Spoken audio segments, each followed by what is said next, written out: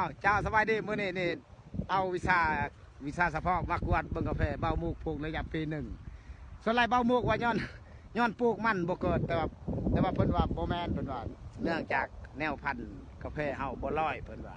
เป็นหยังเพิ่นว่าให้มันได้ร้อยเพิ่นมีเทคนิคการกวดหากกาแฟเพิ่นว่าก่อนเฮาสิไปปลูกเฮาต้องสังเกตดูหากกาแฟงามบ่หรือว่าเฮาไปการใหญ่แนวพันธุ์เฮาต้องเลือกแบบอันนั้นนะหมายความว่าหากดีหากงามบัดเมื่อเฮาปลูกมาแล้วมันจึงสมบูรณ์หากขยายได้ดีอันนี้เบามูกสิให้พี่น้องเบิ่งว่าต้นกาแฟต่อเบามูกปลูกปีหนึ่งระยะปีหนึ่งเลยโตบ่งามอย่าให้พิสูจน์เบิ่งโลกแม่นความจริงคือเพิ่นเว้าบ่มันได้เจ้าก็สลากกหึงตัวงามหันโลกบ่งามบ่งามบ่เอาวันนี้มาลองเบิ่งในวิชาเฉพาะเพิ่นไอ้ดาวเด้อ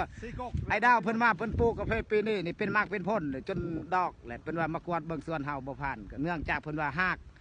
หนึ่งย้อนหากซองมานี่เพิ่นที่เขาปลูกมันที่โพดเลยเฮ็ดหากมันมากินอันนี้หรือว่าเพิ่นว่านี่ไปพิสูจ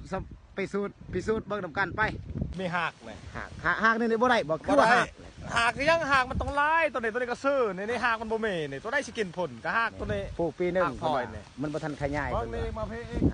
ไปสำรวจหาโลกเบิ่งเพิ่นว่าหรือว่าย้อนใกล้กกไม้บ่จักเว้ยตัวนี้ได้เลยนะตัวนี้น่ะบ่ได้นะหักบ่ได้นะนี่หักมันขดในเห็นบอลนี่หักงาวแต่ว่าขดตัวนี้คันไทยจริงนี่ได้แล้วสมเนี่ยแต่นี่หักมันขดหักแก้วหักมันซื้อนี่ขดนี่ขดมันก็โซ่มันเป็นคือคนเฮาเลยขามันหักตัวอย่างนี่วิชาเฉพาะเพิ่นมากวดเบิ่งอย่าให้ทุกพี่น้องมันนี่ซองเป็น3หักนี่เป็นตัวผู้นี่หักแก้ว3หักนี่ก็บ่งามอันนี้ก็แนวพันธุ์บางหมูกซื้อน้ำผู้อื่นเนาะเพราะว่ามันซื้อน้ำผู้อื่นนี่ก็แต่ว่าการบ่ลอยนี่ตัวอย่างพี่น้องการบ่ลอยเขาบ่ได้เลือกบกที่3นี่ที่3ที่4นี่หักบ่ดีนี่มันพาให้บ่งามกาแฟมันเกี่ยวกับหักเห็นบอลในซองหักมันเป็นว่าย้อนหักเพราะว่าย้อนไก่กกไม้กกตอกบ่จักเอาไปกินปุ๋ยอันนั้นแหละคอยสิโลกโตหักอันนั้นนี่ว้ายบ่สิบ่มัดส่วนนะบ่นี่แล้วมันบ่ได้นี่ก็บ่ได้นี่จะเบิ่งยามนี้แล้วยามหมากเมื่อมันบ่แห้งๆกันเลยมันก็บ่มากเจ้ากระปุกนี่ซองหักเห็นบ่คันมันโซ่มันยามนี้มันก็ตายมันถึงน้ำพ่นมันก็พื้นแล้วมันก็ตายมันก็เพมันหมากมันยามนี้ได้มันหมากมันบ่แห้งวิชาเฉพาะเพิ่นลองเท่าน่าสิไปสัมภาษณ์ส่วนเพิ่นปลูกปีนึงเพิ่นปลูกระยะพร้อมกันกับเบาหมูกปลูกแต่ของเพิ่นนี่ได้หับหมากหับผลปีหน้านี่เราเริ่มเก็บหมากพี่น้องถ้าเบิ่งเพิ่นเลือกแนวพันธุ์ได้เด้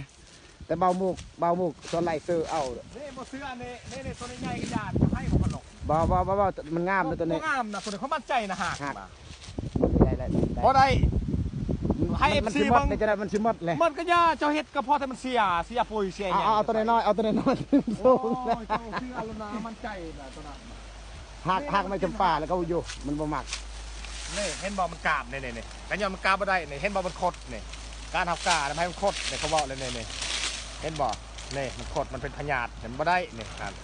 หักตัวนี้ให้มันยาวนี่เบ้เห็นบ่มันเนี่ยมันกัดนี่เมื่อมันกัดหักแก้วนี่มันก็หักแก้วนี่หักแก้วเพื่อมันทรงเด้บ่แห้งนี่บ่ได้นี่กาแฟนี่หักบ่งามโอ้ยกาแฟคอยสิมัดแล้วพี่น้องเอ้ย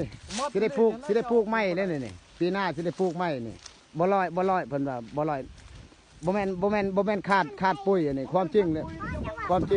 ย้อนบ่งามจะเบิ่งนี่มันต้นจะก็ติดนี่เป็นยังงามนี่แล้วนี่แสดงว่ากกมันลอยเข้ากาเนี่ยกาลอยนี่จะปลูกมันก็งามมียังเด้อ FC มันมูสักคนผู้ใดเอาในกาแฟไปปลูกตั้งใจรอตั้งใจครับหาเลือกเบิ่งแนวพันธุ์ดีๆแบบไม่แนวตอดได้หั่นเลยเอา